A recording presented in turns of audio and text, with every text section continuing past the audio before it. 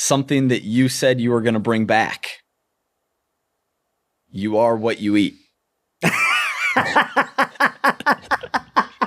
Are you still going to bring it back? Did I say I was bringing it back? Yeah.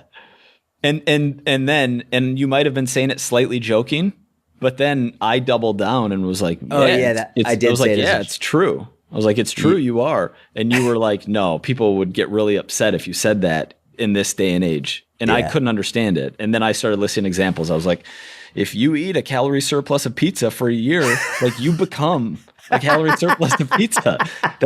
It's literally the law of thermodynamics.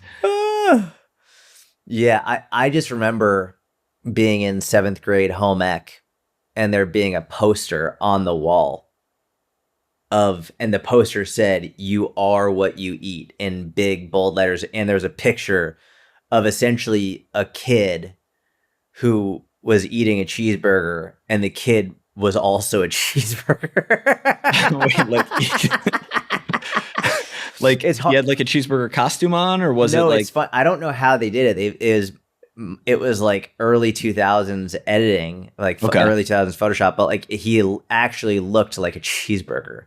Like somehow they made him like he had the eyes, and you could clearly see the kid's face in the cheeseburger, but he was also a cheeseburger, and like his mouth was opening up to eat more cheeseburger. I like that actually. That's funny. I thought what you were gonna say was they had a kid with a cheeseburger who was like a very overweight kid. I wouldn't have liked that as a poster. But I've always wondered about that in movies, like movies where like clearly the description for the actor that they need for this role is, all right, we need someone who's overweight. Like that can't feel good for you know what I mean? Yeah. But also if it's a successful movie, then they're getting paid capitalism. A lot. Yeah. They're applying for roles that they fit the part of. Yeah.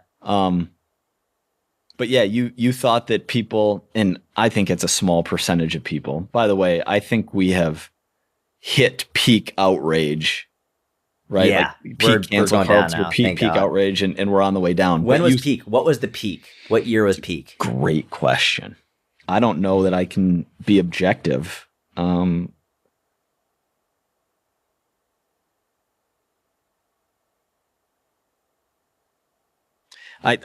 I think it had to be the summer of 2020. Like that was wild. That was peak? Yeah, that was crazy. I mean, but also like because I feel like it almost continued. It did. It did. Almost carried into 21. I feel like it did. The summer of 2020, it definitely did. I don't know. Somewhere in there, I think is peak outrage, but. Even though we're on the way back down, there would still be people who are like, you are not what you eat. You are a human being, and it doesn't make you a bad person. It's like, well, we never said you were a bad person, but you're just a cheeseburger. There's humor to it. We need to bring, let's make humor great again. Yeah, actually, agreed. Because we know that if you eat, whole unprocessed foods, fruits, vegetables, lean protein, like if you eat in reasonable quantities, you are what you do would be a good thing too. If you sit and play video games all day, you are sitting video gaming. Yeah. And if you are doing an hour of activity a day, you are that. Like this is kind of funny. This is 80% funny and I think 20% metaphysically true. Yeah. And it doesn't say anything about your character. Oh, there you go.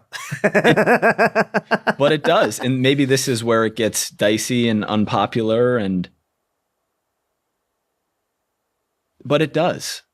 It does. And we can still have sympathy for the reasons that the person is in that position. Who knows what they have gone through to put them in that mental and physical and spiritual state. But can you look me in the eye and say, someone who chooses to do the hard thing, they love donuts and hate broccoli, but they eat more broccoli than donuts. They don't like working out, but they get their butt to the gym 3 days a week and they do their strength training and they're pretty consistently doing this for years on end. Like that absolutely speaks highly of their character, no? Correct. I think that absolutely speaks highly of the person's character who is doing that. The question becomes, does it speak negatively of someone's character if they're not doing that. And I don't know if I can say, hard to make a blanket statement. You can't just say like, you can absolutely say it speaks positively of that person's character that they do that. But then there's also the other question.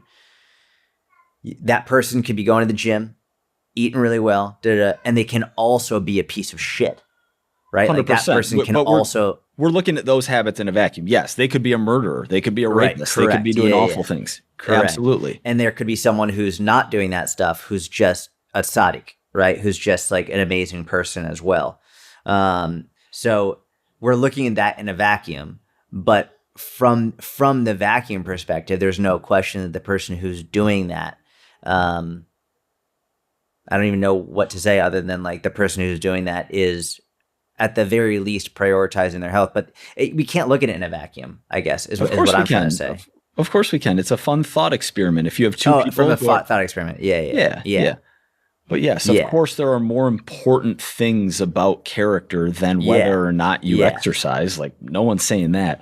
But just in our conversation we had when the quote, "You are what you eat," you notified me that would upset people. That just, that blew my mind. Like, we need to, if that's true, and I guess people get upset about everything on the internet, but if they really would be upset by that, then we're not far away from peak outrage enough. We need to continue to get further away from peak outrage. I bet that if I tweeted "You are what you eat" and then posted that on my Instagram, I'd lose like 50,000 followers. No way. I bet I would. No way. Yeah. That comment section would be insane.